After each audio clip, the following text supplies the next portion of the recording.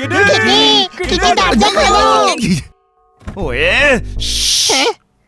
ওনার city ঠিক মতো বাজছে না, আমি বাজাচ্ছি।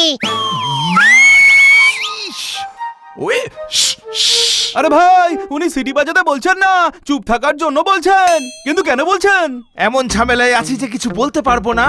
চাও এখান থেকে, আমি দরজা খুলতে পারবো না। মারো তালি। কি হয়েছে খান্না বাবু?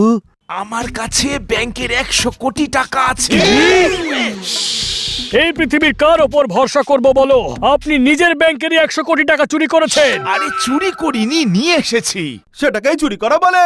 এ আপনি ঠিক করেননি খান্না সাহেব। আপনি তো মানুষটা ভালোই ছিলেন। আগে আপনি গ্রেফতার হবেন, কেস চলবে, জেল খাটবেন, তারপর 20 বছর পর বুড়ো হয়ে বাইরে আসবেন। না মুখে দাঁত থাকলে, না চোখে দেখতে পাবেন। কিটিও আপনাকে ঠিক মতো চিনতে পারবে না।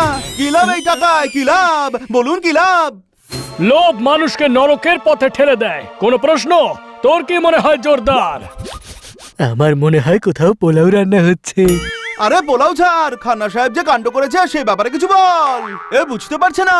আমি বুঝিয়ে বলছি ছোট ভাই। না, এটা বোঝানোর সময় নয়।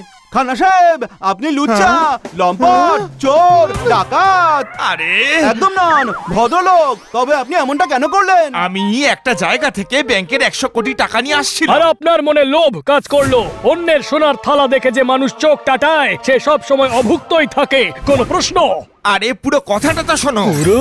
আরে পুর ভরা লুচি অনেকদিন খাইনি। আরে উনি খাবারের পুরীর কথা বলছেন না, পুরো কথা শোনার কথা বলছেন। হ্যাঁ, ট্রাফিকে লেট হয়ে গিয়েছিলাম, ব্যাংক বন্ধ হয়ে গেছিল। শুনে হেড অফিসারের ম্যানেজার বললেন টাকাটা বাড়িতে নিয়ে যাও, কাল সকালে নিয়ে এসো। আরে আপনি ভয় পাচ্ছেন কেন? রাত বাড়লে চারিদিক নিঝুম হয়ে যায়, সেই সুযোগে যদি আমার টাকাটা চুরি হয়ে যায়। কি যে বলেন?